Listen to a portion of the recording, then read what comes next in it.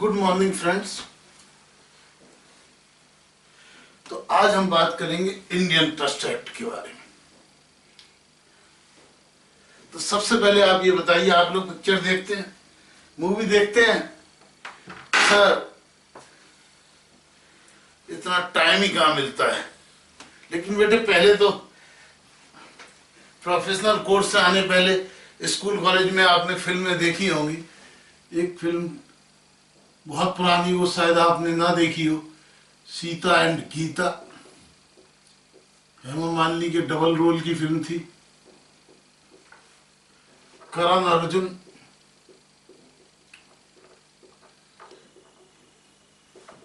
या चालबाज श्रीदेवी की फिल्म थी। इन सब फिल्मों में था क्या? इन सब फिल्में अलग अलग थी, अलग अलग हीरोइन थी, अलग अलग कहानी थी, लेकिन कंसेप्ट सब में एक सेम था। और भी ऐसी दर्जनों फिल्में बनी हैं जिनमें ग्रैंडफादर एक माइनर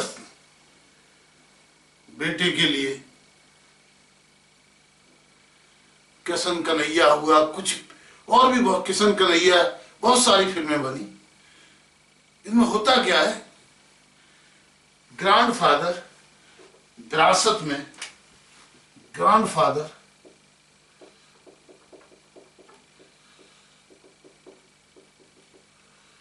कुछ प्रॉपर्टीज को छोड़ जाते हैं माइनर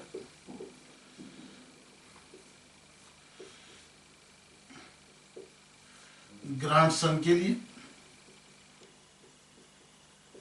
और उनके देखभाल की जिम्मेदारी इनके मामा, चाचा या अदर रिलेटिव्स, बुआ या अदर रिलेटिव्स पर होती।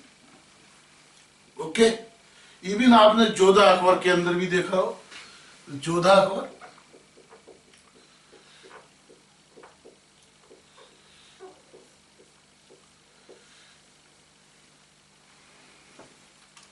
लिमिटेड वे में कि ये जो एक दादाजी हैं ग्रैंडफादर, उन्होंने बहुत सारी अरबों रुपए की संपत्ति, महल, ये सब छोड़े, लेकिन दुर्भाग्यवश उनका सन एक्सपायर हो गया किसी एक्सीडेंट में, किसी लड़ाई में, किसी खानदानी विरासत में, या किसी भी वजह से। अब उस जो संपत्ति के हकदार हैं या संपत्ति के जो बेनिफिशियरी हैं, जिनको संपत्ति का फायदा उठाना चाहिए, वो हैं छोटे छोटे बच्चे या छोटा बच्चा जो माइनर है।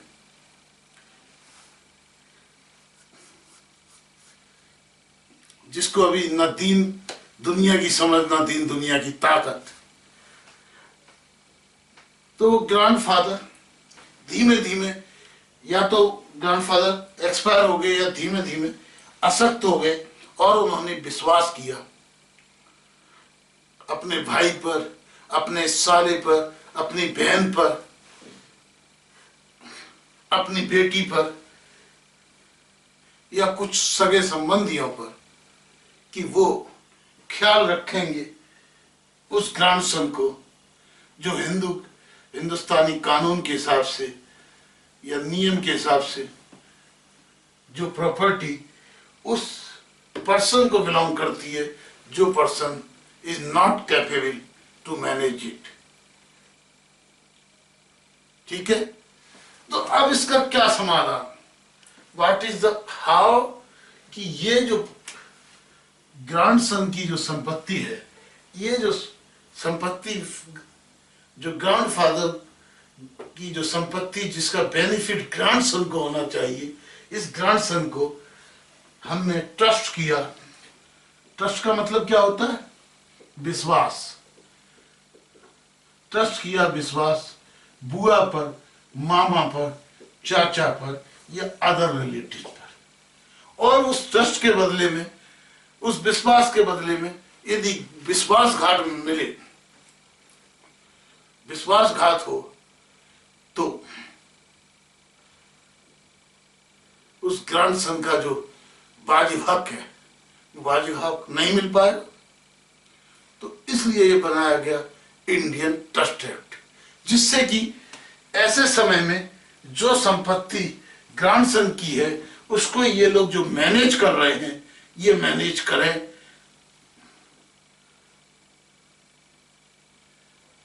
कुछ नियम के हिसाब से, कुछ कानून के हिसाब से, और ऐसा ना हो कि इनके दिमाग में लालच आ जाए और ये इस ग्रैंडसन की हत्या करके, इस प्रॉपर्टी को, इसको हत्या करके, पागल करके, या किसी भी तरह इस प्रॉपर्टी को बेवकूफ बनाकर, इन सब फिल्मों में, ये पुरानी फिल्मों में इस तरह का एक विलेन होता था जो कहता था मैं हत्या भी करता हूं तो बड़े प्रेम से करता हूं, वो था प्रेम चोपड़ा।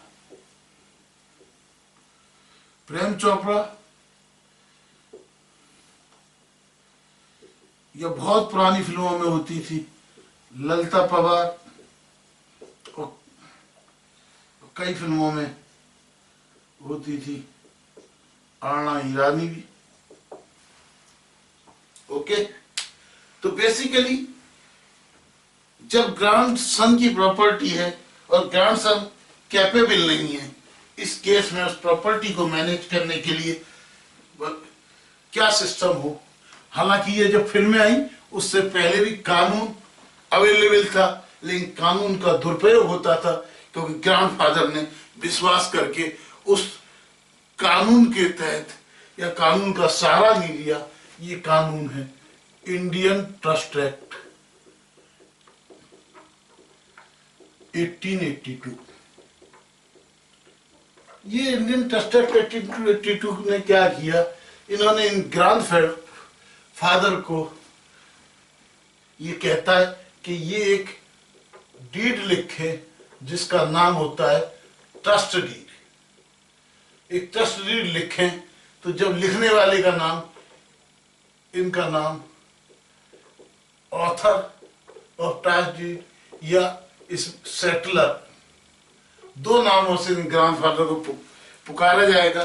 उन्होंने एक ट्रस्ट डीड लिखी, उस ट्रस्ट डीड के अंदर किसी आउटसाइडर संस्था को, एनजीओ को या इन बुआ मामा को, इनको इस असेट्स को इनके बेनिफिट के लिए, माइनर के बेनिफिट को मैनेज करने के लिए अपॉइंट किया एज ए ट्रस्टी।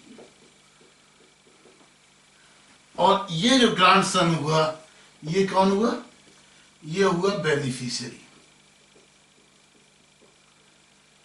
ओके, कुल मिला के तो इंडियन ट्रस्ट एक्ट कहता है कि जिसके पास संपत्ति है,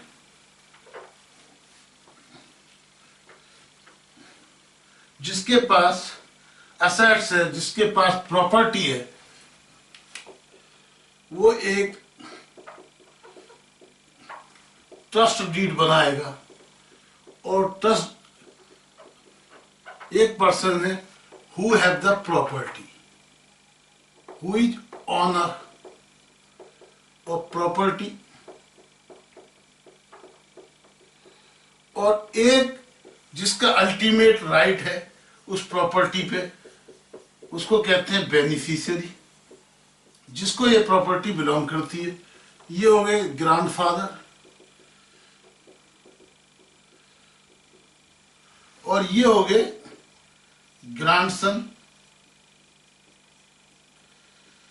तो इसको मैनेज करने वाले, चाहे वो एनजीओ हो, चाहे उनके अंकल हो या आंट हो, उनको जो प्रॉपर्टी मैनेज करने का राइट केवल रिलेशन के हिसाब से ना देके एक स्पेसिफिक टर्म्स पर दिया जाए, एक उन स्पेसिफिक टर्म्स पे दिया जाए। उनमें बेसिक स्पेसिफिक टर्म्स क्या होंगी कि ये प्रॉपर्टी, ये जब तक माइनर टिल मेजर, जब तक ये मेजर बने तब तक ये अंकल आंटी या एनजीओ इस प्रॉपर्टी को मैनेज करें for the benefit of minor. तो टर्म्स क्या होंगी कि यदि ये प्रॉपर्टी सेल करते हैं, इस सेल नॉट अलाउड, सेल नहीं कर सकते, डिस्पोज नहीं कर सकते,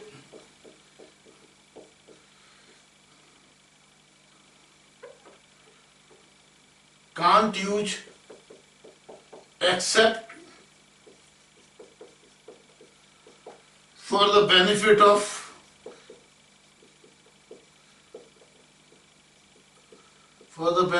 beneficiary।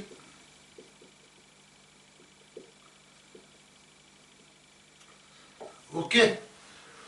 उसके अलावा कोई भी यदि एक्सपेंसेज है उसकी उनको लिस्ट बनानी है। जो एक्सपेंसेज जिस दिन वो मेजर हो जाएगा उस दिन रीइंबर्स कर देगा। साथ ही साथ माइनर को भी जब भी ये देखना है उसको राइट होगा बीच में during the minor when he is a minor, जब तक वो माइनर है तब भी उस प्रॉपर्टी को देख सकता है, उसके हिसाब को जान सकता है। और इन बेनिफिशियरी ग्रांडसन को कोई एक्सीडेंट हुआ, किसी भी वजह से डेथ हो जाती है, एक्सीडेंट हो जाता है, मेंटली डिस्टर्ब हो जाता है, यदि कोई ऐसा काम हो जाता है तो ये प्रॉपर्टी गवर्नमेंट के पास चली जाएगी।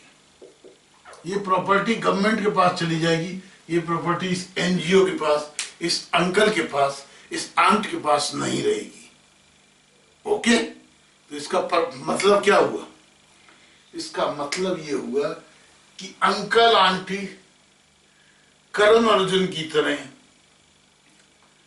उनका मर्डर ना कर सके। ठीक है। तो ये जिस तरह करण अर्जुन के अंदर करण और अर्जुन का अंकल ने करण अर्जुन का मर्डर कर दिया और मर्डर करने के बाद में उस प्रॉपर्टी के ओनर बन गया ठाकुर। ठीक है। क्योंकि ये तो हाइपोथेटिकल क्वेश्चन था कि वो दोबारा जन्म लिए और उसके बाद में मुंशी कह रहा ठाकुर तो कियो। देखी हो यदि आपने करण अर्जुन फिल्म, लेकिन रियल में तो करण अर्जुन को मार दिया गया और प्रॉपर्टी का एंजॉयमेंट कर रहा था ठाकुर और उसके साले रिश्तेदार।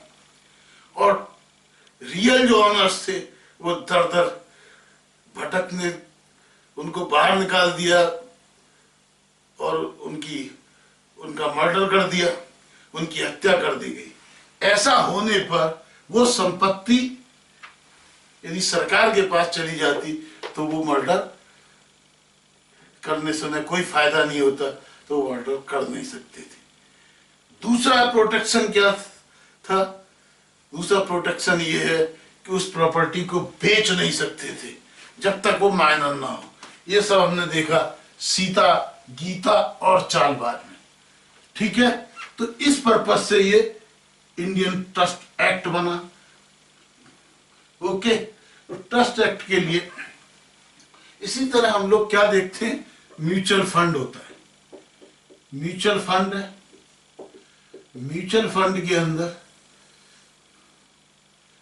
एक स्पॉन्सर बहुत सारा पैसा लगाता है और उस पैसे में इंडिविजुअल शेयर होल्डर्स होते हैं, यूनिट धारी होते हैं, इनका पैसा होता है। इनका पैसा होता है और मैनेज कोई दूसरा करता है, क्योंकि हम हजारों लोग उस पैसे को में से एक मैनेज करेगा, तो वो भी क्या होता है। तो ट्रस्ट एक्ट में क्या हो गया, एक तो हो गया ग्रांड फादर, दादा, पोते, और दादा की संपत्ति जो पोते को मिलने वाली है उसको मैनेज करने के लिए एक ट्रस्टी। दूसरा क्या हो गया, काफी सारे लोगों की ट्रस्ट प्रॉपर्टी। म्यूचुअल फंड है, इसके अंदर 1 करोड़, मान लो 1 लाख यूनिट होल्डर्स है, उसके ब्याह पर डिसीजन किसको लेना है? एक ट्रस्टी को लेना है, जिसको हम मैनेजमेंट, जिसको एएमसी कहते हैं, रिलायंस म्यूचुअल फंड हो गया, टाटा म्यूचुअल फंड हो गया, तो वहां भी क्या होता है? ट्रस्ट होता है। इसी तरह डिवेंचर ट्रस्टी होता है।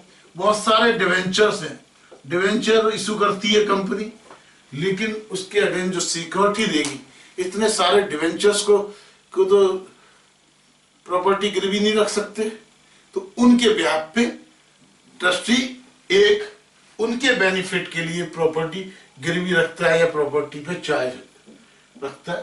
तो ट्रस्ट का मतलब क्या हो गया? कुल मिला के आपने समझा कि ट्रस्ट के अंदर तीन पार्टी हो गई।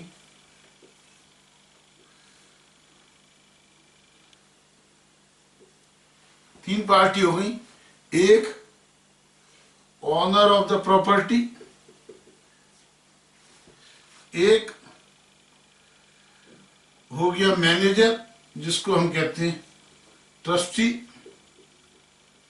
और एक हो गई जिसकी वो बेसिकली जिसकी वो चीज है वो हो गए बेनिफिशियरी।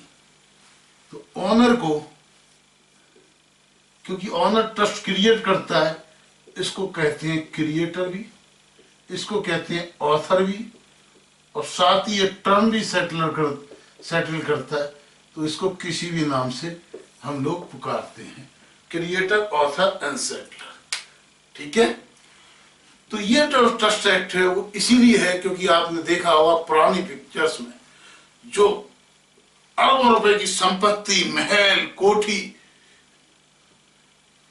जिस व्यक्ति की होती थी और वो धीमे धीमे असक्त होता था या मृत्यु को प्राप्त होता था, तो उसके केस में वो छोटे छोटे बच्चों, माइनर बच्चे अपने वंशजों के लिए कुछ अपने सगे रिश्तेदारों पर, अपने जानकार पर, अपने मुंशी पर, अपने साले पर, अपनी बेटी पर, अपनी बुआ पर, किसी पर भी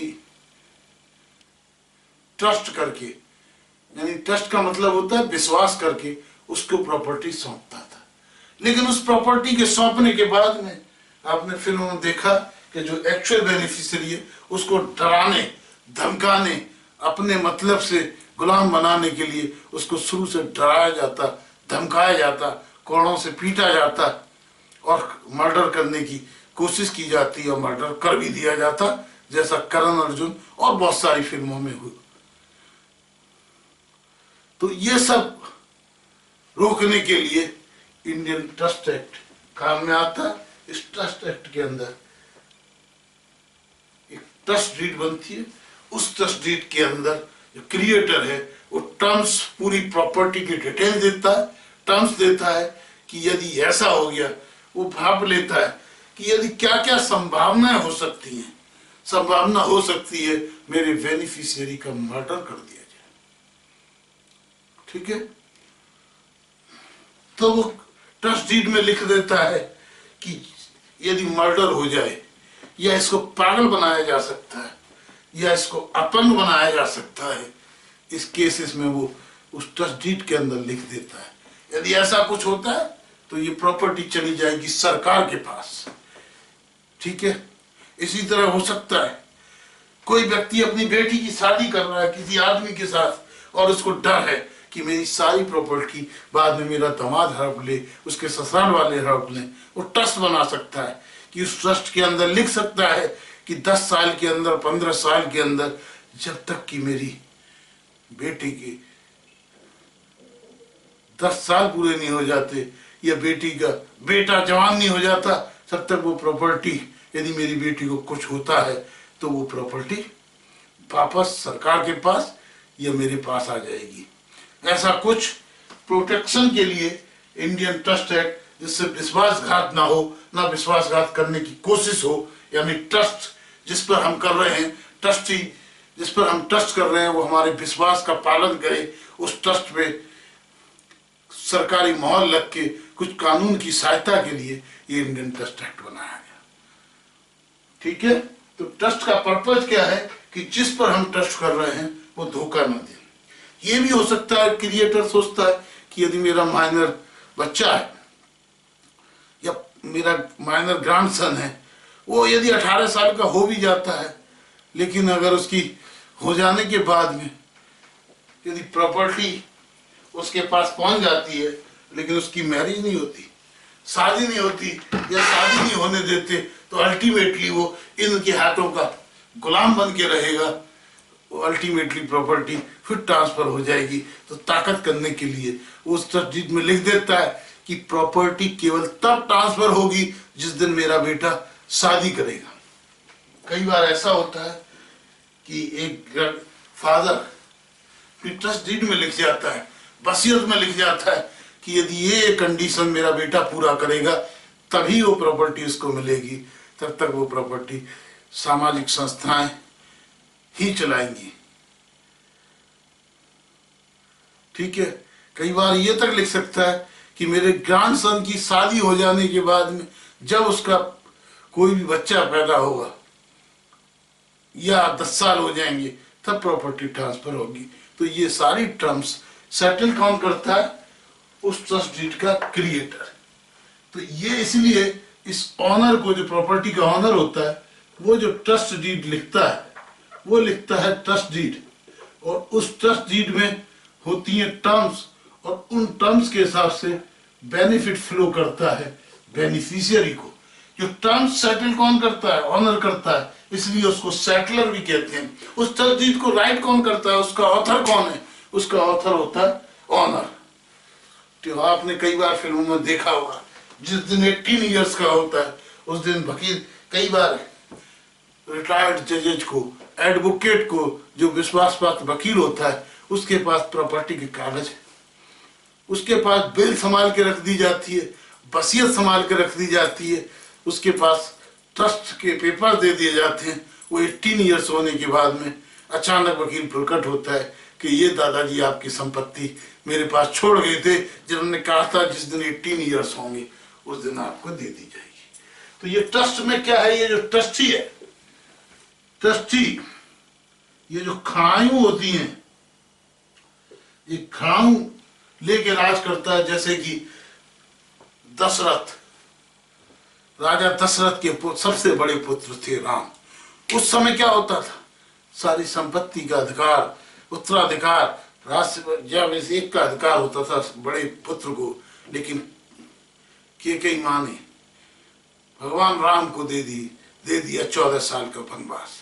तो 14 साल के वनवास में के बावजूद भी भगवान के जो छोटे भाई थे भरत, उन्होंने कहा मैं आपके एज ए ट्रस्टी काम करूंगा, आपकी खाऊं रख के आपके ब्याह पर काम करूंगा, ये राज्य आपका है, आपका ही रहेगा। इसी तरह ट्रस्टी में क्या है? ट्रस्टी के सिचुएशन के अंदर बच्चा छोटा है, सन है, 6 इयर्स का, 6 मंथ का, और ट्रस्टी को कह दिया कि भाई इसकी देखभाल करो, जिस दिन ये 18 इयर्स का हो जाता है संपत्ति वापस बेनिफिशियरी को आ जाएगी। हालांकि इस ट्रस्ट का भी दुरुपयोग होता है। तो दुरुपयोग, किसी भी कानून का पूरा दुरुपयोग नहीं रोका जा सकता, लेकिन जितने सेफ गार्ड बनाए जा सकते हैं वो सेफ गार्ड तो बनाए ही जा सकते। तो इस तरह ट्रस्ट एक्ट में सेफ गार्ड बनाए हैं। उस सेफ गार्ड के हिसाब से टर्म सेटल हो जाती हैं। टर्म सेटलमेंट के हिसाब से जो ट्रस्टी है उसको मैनेज कर सकता है, लेकिन उसको सेल नहीं कर सकता, उसको डिस्पोज नहीं कर सकता जब तक वो माइनर सन मेजर नहीं हो जाता। उसका सारा प्रॉफिट उसको देना है। हालांकि कुछ ट्रस्टी अपने एक्सपेंसेस ले सकता है, लेकिन उस एक्सपेंसेस का जिस दिन वो मेजर हो जाएगा उस दिन उसको अकाउंट फॉर करना होता है। माइनर के टाइम पे भी किसी गार्जियन के थ्रू या किसी और मेजर के थ्रू उसको लगता है कि कुछ गड़बड़ हो रही है, तो उसकी असिस्टेंस लेके वो उस ट्रस्टी के खिलाफ केस भी दायर कर सकता है, उससे हिसाब ले सकता है, उसका हिसाब चेक कर सकता है। ठीक है। साथ ही ट्रस्ट डीड में, जैसा कि मैंने पहले भी आपको बताया, कि कुछ यदि माइनर सन को कुछ हो जाता है, माइनर ग्रैंडसन को कुछ हो जाता है, वो प्रॉपर्टी वापस सरकार के पास चली जाती है। तो इस तरह की कुछ व्यवस्थाएं की गई ट्रस्ट एक्ट के अंदर, जिससे कि विश्वासघात ना हो। जो ट्रस्ट जिस पर किया है वो ट्रस्टी अमानत में खयानत ना करे, इस विश्वास को रखने के लिए आपके लिए जो इंडियन ट्रस्ट एक्ट 1882 आया। तो ये मैंने आपको ओवरव्यू बताया, जिसको आप दिलो दिमाग जहन में उतार लीजिए। अगर आप इस तरह की, आपने सैकड़ों दर्जनों पिक्चर आई हैं। पहले तो प्रेम चोपड़ा स्पेशलिस्ट था, इन्हीं सब कामों में विलेन होता था, क्योंकि वो ट्रस्टी होता था मामा के रूप में, चाचा के रूप में, दोस्त के रूप में और बाद में पार्टनर के रूप में, लेकिन बाद में विश्वासघात किया करता था। लेकिन इंडियन ट्रस्ट एक्ट के अगर दादा ने ट्रस्ट एक्ट के हिसाब से प्रॉपर ट्रस्ट डीड, उसको प्रॉपर रजिस्टर्ड कराया होता और उसको सब कुछ कराया होता तो थोड़ी सेफगार्ड होते। हालांकि उन सब पिक्चरों में भी आपने देखा हो कि एक ट्रस्ट डीड थी, नियम था कि जिस दिन 18 ईयर्स आ जाएंगे का हो जाएगा माइनर सन या माइनर डॉटर, उस दिन संपत्ति उसको मिल जाएगी। लेकिन गीता और सीता में उस हेमा मालिनी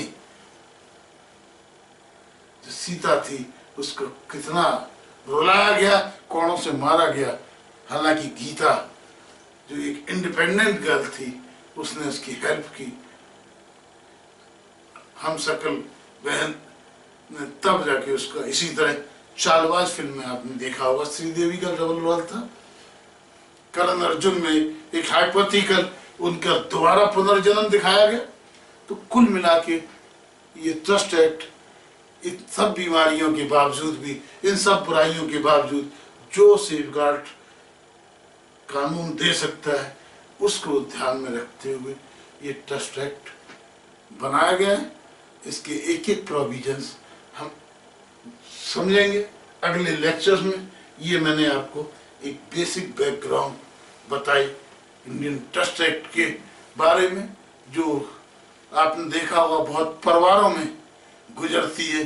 बहुत सारी स्टोरीज आप लोग पेरेंट्स से सुनते होंगे, कहाँ का क्या क्या गड़बड़ हो रही है ट्रस्टों में, मंदिरों में, गुरुकुलों में, स्वामी जी में भी लड़ाइयाँ होती हैं उत्तराधिकार के लिए।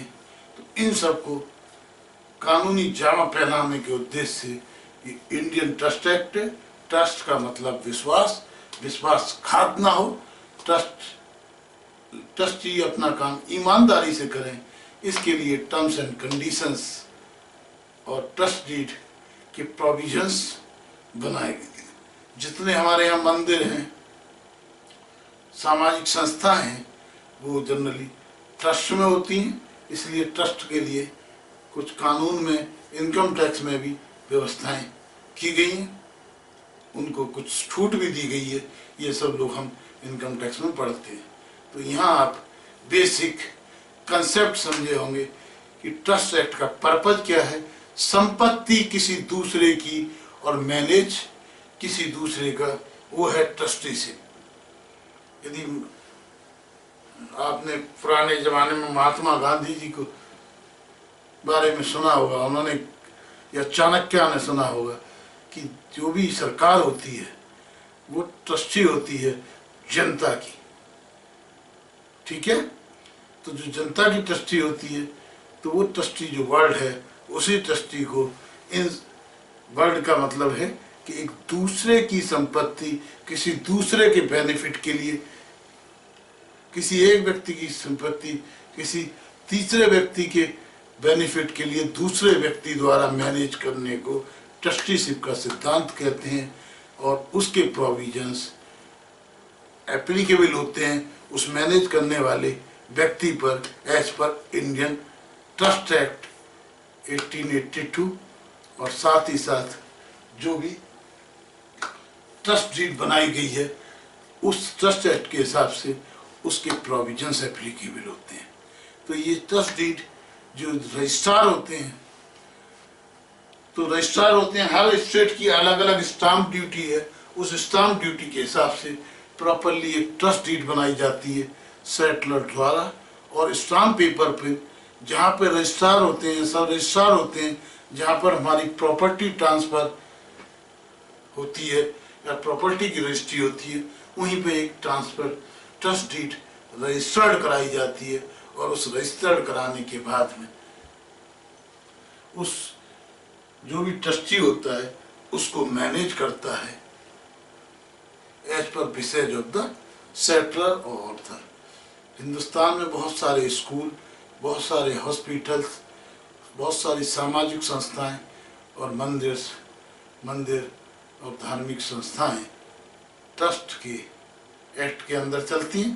तो ये बहुत ही इम्पोर्टेंट एक्ट हो जाता है आपको पर्टिकुलरली सामाजिक लाइफ के लिए। तो इसलिए हमारे कोर्स में ये ट्रस्ट एक्ट एक बहुत ही इम्पोर्टेंट एक्ट है, तो जिसको ना केवल आपको एग्जाम के लिए इम्पोर्टेंट है, बट आपकी एक जनरल लाइफ के लिए, आपके प्रोफेशनल कैरियर के लिए इसकी नॉलेज बहुत ज़रूरी है। ठीक है, तो यहाँ मैंने आपको आज ओवरव्यू दिया ट्रस्ट एक्ट का। उसकी डिटेल्स के लिए फिर अगले लेक्चर्स में हम आपको सिस्टमेटिक क्या होती हैं ट्रस्टी की ड्यूटी, क्या होती हैं ट्रस्टी के राइट्स, क्या होती हैं उसकी पावर, क्या होती है बेनिफिशियरी की पावर, क्या होते हैं content of the trust deed, कैसे बनाते हैं, कैसे रजिस्टर्ड कराते हैं ट्रस्ट डीड, इन सब के बारे में चर्चा करेंगे। आज का लेक्चर यहीं फिनिश करते हैं। Thank you very much.